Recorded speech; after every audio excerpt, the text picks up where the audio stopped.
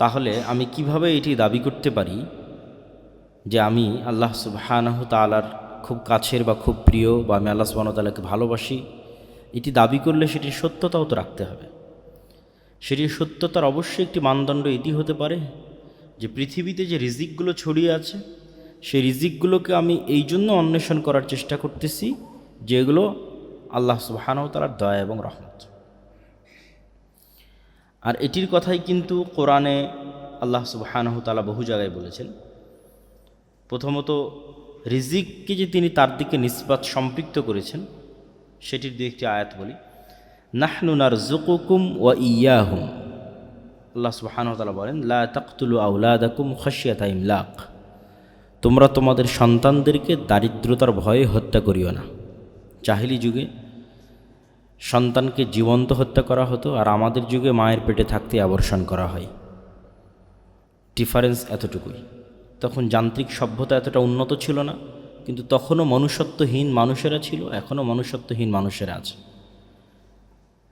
তখন চোখে দেখা যেত জীবন্ত মানুষকে মাটিতে পুঁতে দিলে।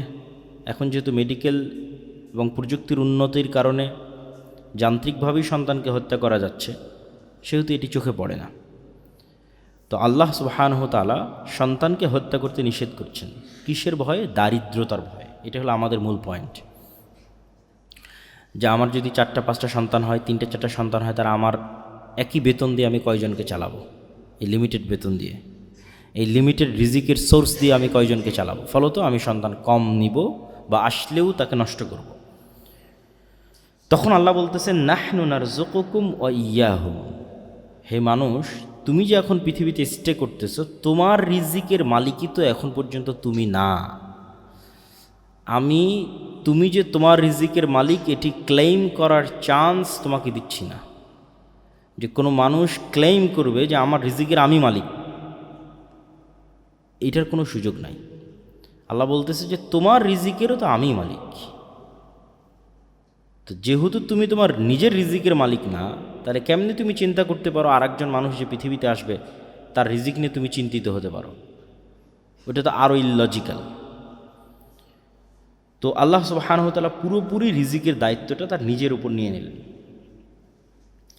আল্লাহ সুবহানাহু ওয়া তাআলা আরও বলেন, ওয়ামা মিন দাব্বাতিন ফিল আরদি ইল্লা আলাল্লাহি রিজকুহা,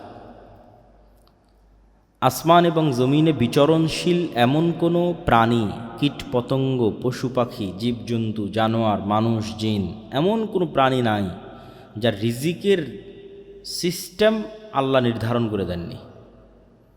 এই পৃথিবীর ইকোসিস্টেমের মধ্যে তার রিজিকের ব্যবস্থা আছে। মাছ কি ভক্ষণ করবে, অন্য পশু প্রাণী কি ভক্ষণ করবে, মানুষ কি ভক্ষণ করবে, পুরো একটা ইকোসিস্টেমের মধ্যে সকলের খাবারের ব্যবস্থা আছে। মানুষ যেই জমি চাষ করতেছে, সেখান থেকে যে ঘাস হচ্ছে সেটা আবার গরু খাচ্ছে, গরু থেকে যে দুধটা হচ্ছে সেটা আবার আরেকজন খাচ্ছে। ঠিক আছে, এইভাবে ঘুরতেই আছে। ওইটা আবার আমরা ফেলে দিচ্ছি, সেটা আরেক জায়গায় গিয়ে কাজে লাগতেছে, সেটা আরেকজন খাচ্ছে। সেই গরুর বিষ্ঠা বা মুরগির বিষ্ঠা, সেটা আবার আমরা মাছকে দিচ্ছি, সেটা মাছ খাচ্ছে। এই যে একটা ইকোসিস্টেম আল্লাহ এভাবে ডেভেলপ করে রেখেছে। এখানে সবার রিজিকের মেনটেন্যান্স সিস্টেম আছে, কেউ এই মেনটেন্যান্স সিস্টেমের বাইরে না, কেউ না খেয়ে মারা যাবে না। এই জন্য আল্লাহ সুবহানাহু ওয়া তাআলা বলছেন, সকলের রিজিকের দায়িত্ব আমি নিয়েছি। ইব্রাহিম আলাইহিস সালাতু ওয়াস সালাম বলেন, আল্লাযী খালাকানি ফাহুয়া ইয়াহদিন ওয়াল্লাযী হুয়া ইউতি'মুনি ওয়া ইয়াসকিন, যিনি আমাকে সৃষ্টি করেছেন তিনি আমাকে খাওয়ান, তিনি আমাকে পান করান। তাহলে এটা তারই লায়াবিলিটি, যিনি সৃষ্টি করেছে। এটা আমার লায়াবিলিটি নয়, আমার দায় নয়, কেননা আমি তো আর আমার নিজেকে সৃষ্টি করিনি। আমি আমার বডি, দেহ, রূহ কোনো কিছুর মালিক না। আমার কাছে এরকম কোনো ডিসিশন নেওয়ার চান্স ছিল না, অপশান ছিল না, না আমার বাবা মায়ের কাছে অপশান ছিল না যে একটা মেশিন, সেই মেশিনে বাবা মা বাটন চাপতেছে যে ঠিক আছে আমি সাদা রঙের, কালো চুলের, এত ফিট হাইটের, ঠিক আছে, এই রকম চোখের একটা ছেলে সন্তান চাই, একটা মেয়ে সন্তান চাই। এরকম তো কোনো মেশিনারি সিস্টেম এবং চয়েস সিস্টেম বাবা মা কেউ পায়নি, সন্তানেরাও পায়নি। তাহলে আমরা আমাদের নিজস্ব স্বাধীনতার বাইরে পৃথিবীতে এসেছি। যেহেতু আমাদের নিজস্ব স্বাধীনতার বাইরে পৃথিবীতে এসেছি, তাহলে যিনি সৃষ্টি করেছেন অবশ্যই অন্য কেউ সৃষ্টি করেছেন, থার্ড পার্টি। তাহলে আল্লাযী হুয়া খালাকানি যিনি আমাকে এই পৃথিবীতে পাঠিয়েছেন আমার নিজের ডিসিশন ছাড়া এবং আমার বাবা মায়ের ডিসিশন ছাড়া, তাদের কোনো প্রকার সিদ্ধান্ত নেওয়ার কোনো রাস্তা ছাড়াই যিনি পাঠিয়েছেন, এটা তার লায়াবিলিটি, তিনি খাওয়াবেন কীভাবে। তবে যেহেতু পৃথিবীতে সব জায়গায় আল্লাহ রিজিক ছড়িয়ে রেখেছেন, এই জন্য আল্লাহ আদেশও দিয়েছেন যে তোমাদের চেষ্টা করতে হবে। যেমন আল্লাহ সুবহানাহু ওয়া তাআলা কোরআন মাজিদে বলেন, ফাবতাগু ইনদাল্লাহি রিজকা, তোমরা আল্লাহ সুবহানাহু তাআলার রহমত, বরকত ছড়িয়ে ছিটিয়ে থাকা রিজিক তোমরা অনুসন্ধান করো। ফাইদা কুদিয়াতিস সালাত ফান্তাশিরু ফিল আরজ ওয়াবতাগু মিন ফাজলিল্লাহ, যখন সালাত শেষ হয়ে যায় তখন তোমরা সমগ্র পৃথিবীতে ছড়িয়ে পড়ো, কেননা পৃথিবীর প্রত্যেকটা ইঞ্চি জায়গাতে আল্লাহ সুবহানাহু তাআলার রিজিক ছড়িয়ে ছিটিয়ে আছে। আল্লাহ সুবহানাহু তাআলার ছড়িয়ে ছিটিয়ে থাকা সেই রিজিক অনুসন্ধান করার জন্য তোমরা চেষ্টা করো। আর এক আয়াতে আল্লাহ সুবহানাহু তাআলা বলেন, হুয়াল্লাযী জাআলা লাকুমুল আরদা যালুলান ফামশু ফি মানাকিবিহা ওয়া কুলু মির রিজকিহি, দুনিয়ার মানুষ, এই জমিনে আল্লাহ রিজিকের সকল সিস্টেম দিয়ে রেখেছে। ফামশু ফি মানাকিবিহা, তোমরা এই জমিনের প্রত্যেকটা ইঞ্চি ইঞ্চি জায়গায় অনুসন্ধান করো, চলো, চেষ্টা করো। ওয়া কুলু মির রিজকিহি, এবং রিজিক বের করে নিয়ে আসার চেষ্টা করো। আমরাও দেখতে পাই যে আমাদের চারিপাশে কত রিজিকের রাস্তা, কিন্তু লোকলজ্জার ভয়ে, যেটা কেউ বললো এখানে বক্তা যে সামাজিক ট্যাবু, সেটির ভয়ে আমরা হয়তো একটা নির্দিষ্ট মাধ্যমকেই মনে করেছি এটি রিজিকের মাধ্যম, কোথাও আমার জব হবে, চাকরি হবে, এটি রিজিক। তো আসলে রিজিকের মাধ্যম লিমিটেড নয়, মানুষ চেষ্টা করলে অবশ্যই রিজিক পাবে, এবং চেষ্টা করবে কোন নিয়াতে সেটিও আমরা তুলে ধরলাম আপনাদের সামনে, যে চেষ্টা করবে এই নিয়াতে যে পৃথিবীতে যত রিজিকের ব্যবস্থাপনা আছে এগুলো সব কার দয়া, কার রহমত? আল্লাহর রহমত, আল্লাহর দয়া। ওইটা থেকে যখন আপনি বিমুখ থাকছেন, আপনি অহংকারী। মানে আপনি জানেন যে এখানে একটা টাকা হালাল উপায়ে ইনকামের রাস্তা আছে, বাট আপনি করছেন না, মানে আপনি অহংকারী। আপনি আল্লাহর দয়াকে অবমূল্যায়ন করছেন, আল্লাহর রহমতকে অবমূল্যায়ন করছেন। এবং এটি নবীদের চিন্তা চেতনা ছিল। যেমন আইয়ুব আলাইহিস সালাতু ওয়াস সালাম একবার গোসল করছিলেন, তখন স্বর্ণের বৃষ্টি হচ্ছিল, তিনি গোসল বাদ দিয়ে স্বর্ণ কুড়াতে গেছেন। আল্লাহ বলছে, আইয়ুব, আমি কি তোমাকে ধনী করিনি যে তুমি স্বর্ণ কুড়াতে গেলে? তো আইয়ুব আলাইহিস সালাম উত্তরে বলতেছে যে আমি ধনী এই জন্য স্বর্ণ কুড়াবো না, এই সেন্স থেকে তো আমি যাইনি। আমি গেছি এই সেন্স থেকে যে আমি যদি সমগ্র পৃথিবীর মালিকও হই, যে এই মুহূর্তে সারা পৃথিবীর সকল ধন সম্পদের মালিক আমি একাই, তারপরেও যদি স্বর্ণের বৃষ্টি হয় তো আমি ওইটা কুড়াতে যাব, কেননা এটা কার দয়া? আল্লাহর দয়া। আর ওইটার থেকে আমি দূরে থাকবো, মানে আমি আল্লাহর দয়াকে অবমূল্যায়ন করতেছি। এই সেন্স থেকে দাউদ, সুলাইমান, আব্দুর রহমান বিন আউফ, জুবাইর ইবনুল আওয়াম, উসমান গনি, উসমান ইবনে আফফান, তারা পৃথিবীর কোটিপতি ছিলেন। দাউদ এবং সুলাইমানের মতো ধনী পৃথিবীতে আগেও কোনো দিন আসেনি, ভবিষ্যতেও কোনো দিন আসবে না। তারা এতটা ধন সম্পদের মালিক ছিলেন। তো এতটা ধন সম্পদের মালিক হওয়ার পিছনে তাদের মূল থিওরি এটিই ছিল যে তারা ছিলেন শাকুর, শুকরিয়া আদায়কারী। তারা অহংকারী ছিলেন না, যে না ধন সম্পদ আহরণের পূর্বে অহংকারী ছিলেন, না ধন সম্পদ আহরণের পরে অহংকারী হয়েছে। এটাই লং টাইম সম্পদ মেনটেন করার একমাত্র উপায়। ধন সম্পদ আহরণের আগেও অহংকারী হওয়া যাবে না, ধন সম্পদ আহরণের পরেও হওয়া যাবে না। তাহলেই দীর্ঘদিন ধন সম্পদ আপনার কাছে থাকবে। এই দুইটার ব্যাখ্যাটা কি? ধন সম্পদ হওয়ার আগে অহংকারী হওয়া যাবে না মানে এমন কোনো কাজ, হালাল কাজে ইনকাম হইতে পারে, সেটাকে ছোট চোখে দেখে পিছিয়ে থাকা হবে না। যে কোনো হালাল কাজকে যখন আপনি ছোট চোখে দেখে পিছিয়ে থাকবেন, তখন আপনি অবশ্যই অহংকারী, এই জন্য পিছিয়ে আছেন, এবং এই জন্য আপনি সাকসেসফুল হতে পারছেন না। আর দ্বিতীয় যেটি, সেটি হচ্ছে ধন সম্পদ হওয়ার পরে অহংকারী হওয়া যাবে না। আল্লাহ সুবহানাহু ওয়া তাআলা বলেন, ইন্নাল ইনসানা খুলিকা হালুআ, আমি মানুষকে দুর্বল করে সৃষ্টি করেছি। ওয়া ইযা মাসসাহুশ শাররু জাজুআ, যখনই বিপদ আপদ মানুষকে ঘিরে ধরে সে হতাশ হয়ে যায়। ওয়া ইযা মাসসাহুল খায়রু মানুআ, আর যখনই টাকা পয়সা বেশি হয়ে যায় অহংকারী এবং কৃপণ হয়ে যায়। তাহলে এই যে মানুষের দুইটা ডাইমেনশন, যে যখন চারিদিকে বিপদ ভীত সন্ত্রস্ত, যখন চারিদিকে টাকা পয়সা কৃপণ অহংকারী, এই দুটাই আল্লাহ অপছন্দ করেছে। এটা দুর্বল ব্যক্তিত্বের পরিচয়ক। আর শক্তিশালী পার্সোনালিটির পরিচয় কি? চারিদিকে বিপদ আপদ দেখলেও সে ভীত সন্ত্রস্ত হয় না, হতাশ হয় না, তার সৃষ্টিকর্তা আল্লাহর প্রতি ভরসা রাখে। আবার যখন কোটি কোটি টাকার মালিক হয় তখনও সে অহংকারী, পাপাচারী, অপচয়কারী হয় না, তখনও সে তার ন্যায় নিষ্ঠা বজায় রাখে। এই ব্যক্তিত্ব অর্জন করতে পারলে আপনার ধন সম্পদ আপনার কাছে দীর্ঘদিন কন্টিনিউ করবে। সম্মানিত উপস্থিতি, আমি আমার বক্তব্যকে দীর্ঘায়িত করতে চাই না। রিজিক অন্বেষণের প্রতি উৎসাহিত করতে গিয়ে একটি ছোট্ট ঘটনা বলে আমার বক্তব্য শেষ করব ইনশাল্লাহ। আব্দুর রহমান বিন আউফ যখন মক্কা থেকে হিজরত করেন তখন অত্যন্ত খালি, জীর্ণ শীর্ণ, রিক্ত হস্তে মক্কা থেকে মদিনায় গেছেন। মদিনায় যাওয়ার পর তিনি এক আনসারি মানে সাহায্যকারী, ইনভেস্টর, বেশিরভাগ আনসারি ছিল ইনভেস্টর, আর বড় বড় ব্যবসায়ীরা সব ছিল মক্কা থেকে আসা। কেননা by default, by nature, by born মক্কার কুরাইশরা হচ্ছে বিজনেসম্যান। যেটা আপনারাও জানেন যে আমাদের নবীর স্ত্রী খাদিজা রাদিয়াল্লাহু তাআলা আনহা অনেক বড় বিজনেসম্যান। আল্লাহর নবী তার বিজনেসের দায়িত্ব পালন করেছে, তিনিও বিজনেস বুঝেন। ঠিক আছে, বদরের যুদ্ধ হলো কেন? আবু সুফিয়ানদের কন্টিনিউয়াস বিজনেস চলতো সিরিয়ার সাথে। ওই বিজনেস যে রুটটা ছিল, ওই রুটটা আল্লাহর নবী ব্লক করে দিয়েছিল।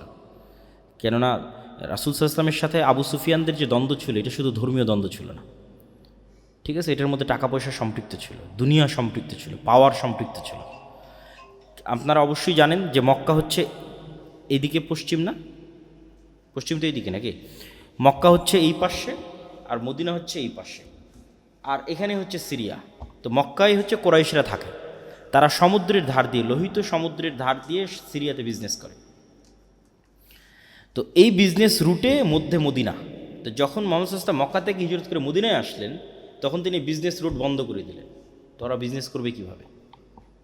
তখন তো যুদ্ধ অনিবার্য। এই জন্য কিন্তু বদর, উহুদ থেকে বাকি যে যুদ্ধগুলো হয়েছে, এই যুদ্ধগুলো এই কারণেই, যে মদিনা যত বেশি পাওয়ারফুল হবে মক্কার ব্যবসা তত সংকীর্ণ হয়ে যাবে, কেন ব্যবসায় চলতো সিরিয়ার সাথে। তো এরা by nature, by default business করা জানতো। তো ওরা যখন ওখান থেকে মদিনায় আসছে তখন মদিনার মানুষেরা টাকা পয়সা দিয়ে ইনভেস্ট করেছে। ঠিক আছে, তোমরা বিজনেস করো। আব্দুর রহমান বিন আউফকে বিজনেস করার টাকা দিয়েছে, জুবাইর ইবনুল আওয়ামকে বিজনেস করার টাকা দিয়েছে, ওসমান ইবনে আফফানকে বিজনেস করার টাকা দিয়ে। এরা তো মক্কা থেকে পালিয়ে এসেছে সবাই, বড় বড় সাহাবী। কিন্তু এই প্রত্যেকটা বড় বড় সাহাবী অতি শর্ট টাইমে কোটিপতি হয়ে গেছে। তো আব্দুর রহমান বিন আউফ বললেন যে আমি তো উটের ব্যবসা বুঝি, আমাকে কিছু উট দাও, আমি আজকে থেকে বাজারে উটের বিজনেস শুরু করব। তো বাজারে যখন উটের বিজনেস শুরু করলেন, উনি একটা মূলনীতি মেনটেন করতেন। উট বিক্রি করার আগে বিভিন্ন অঞ্চল থেকে মানুষজন আসতো উটের বাজারে, উটের হাটে উট উঠতো। যেমন আমাদের অঞ্চলে কুরবানির সময় গরুর হাট হয়, গরুর হাটে উট উঠতেছে।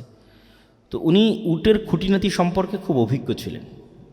উটের নেচার, স্বভাব, উটের খাওয়া, উটের ফুড সিস্টেম, ঠিক আছে, উটের আবাস, বসবাস, উটের কালার, রং, শক্তি, সামর্থ্য, জীবন প্রণালী, বংশধারা, এভরিথিং সম্পর্কে খুব জানতেন।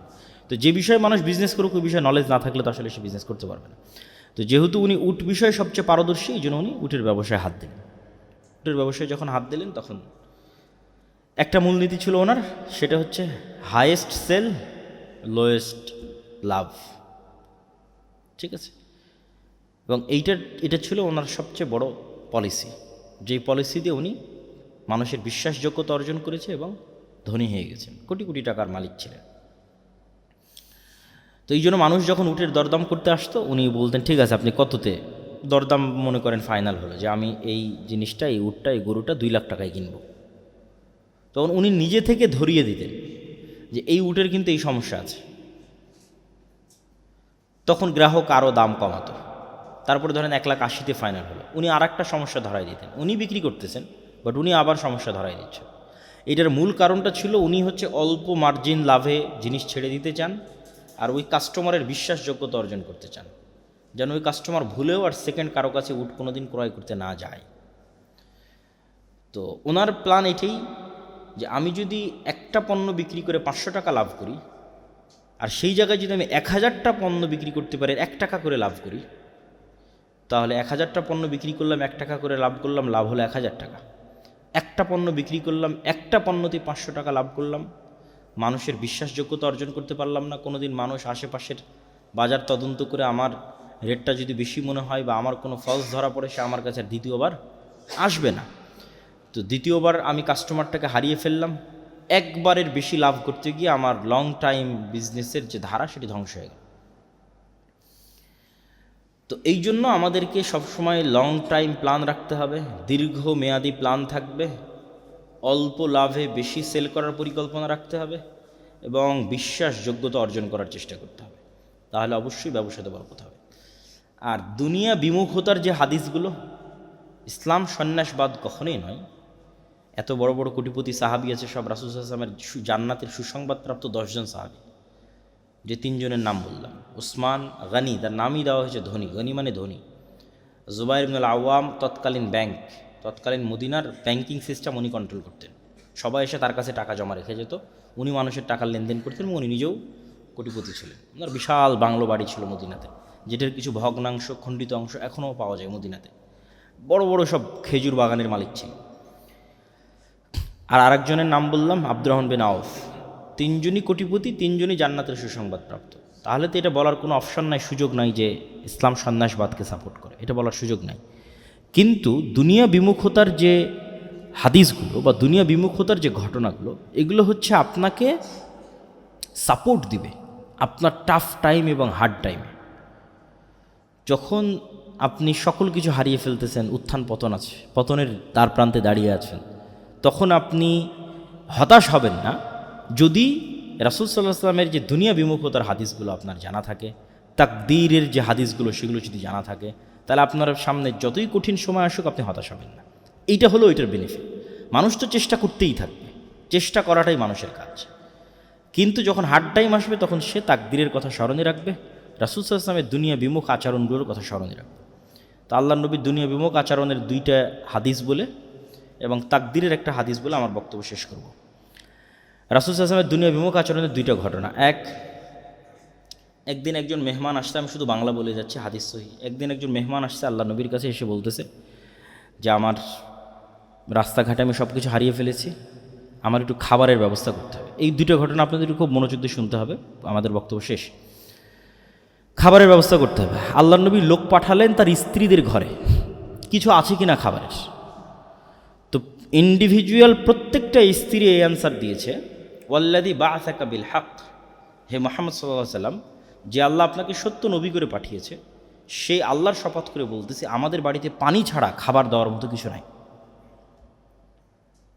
তো তিনি হচ্ছেন তৎকালীন বিশ্বের সর্বশ্রেষ্ঠ মানব, সকল যুগের সর্বশ্রেষ্ঠ মানব।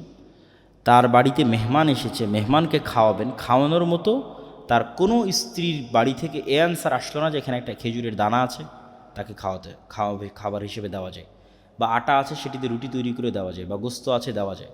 সবাই বলেছে তাদের বাড়িতে শুধু পানি আছে, আর দেওয়ার মতো কিছু নেই। তো আল্লাহর নবী কী করবেন? তখন তিনি সালাতের পর সাহাবীদের বললেন, আচ্ছা কেউ কি আছো তোমরা আজকে একজন মেহমানের দায়িত্ব নিতে পারবা? তখন আবু তালহা বলতেছে রিস্ক নিয়ে, সেও আসলে ইন ডিটেলস জানে না, কিন্তু আল্লাহর নবীর এই অসহায় অবস্থা দেখে সে রিস্ক নিচ্ছে। আবু তালহা বলছে, আল্লাহ নবী ঠিক আছে, আমি আপনার মেহমানের দায়িত্ব নিচ্ছি।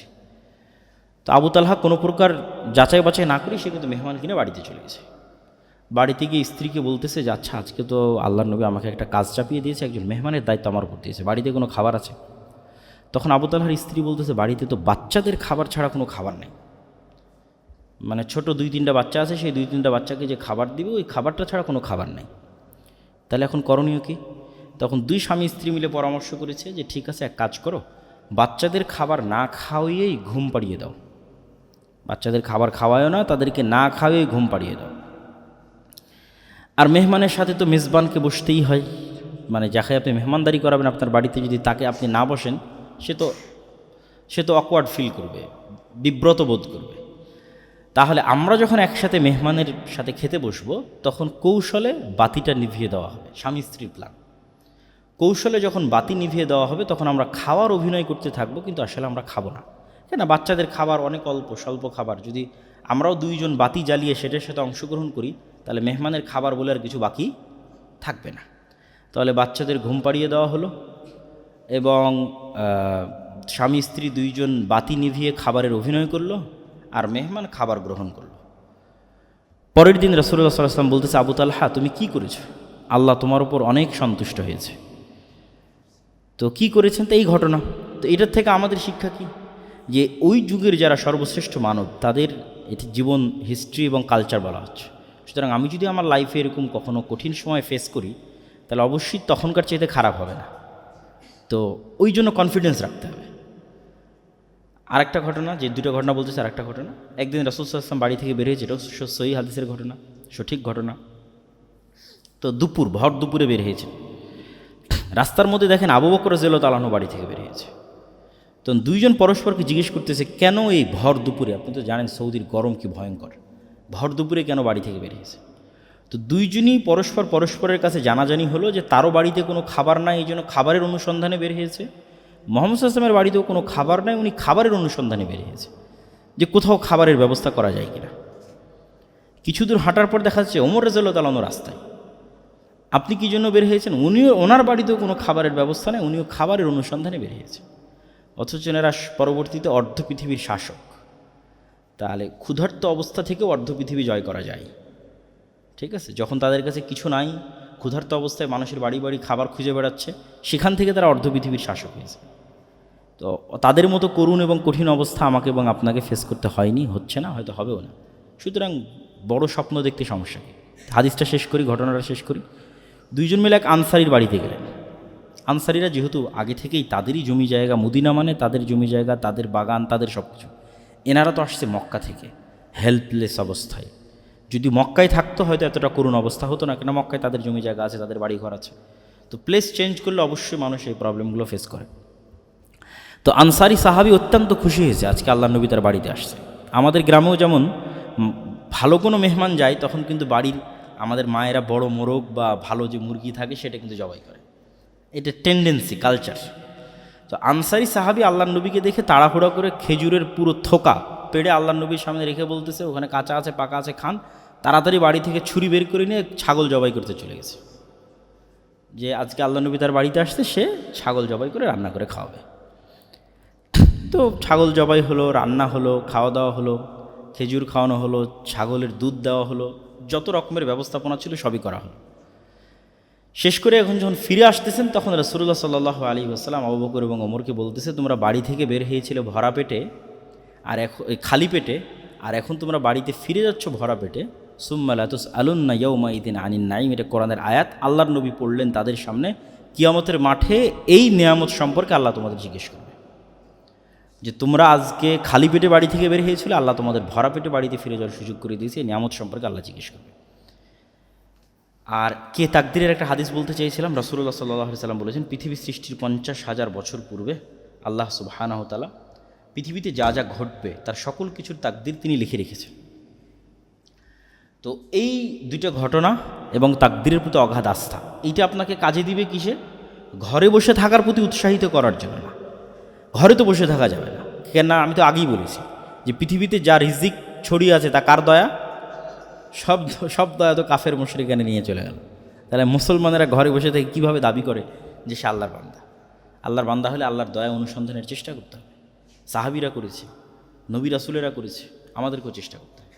কিন্তু তাকদীরের প্রতি বিশ্বাসটা কাজে দিবে কোথায়? যখন কঠিন সময়, তখন।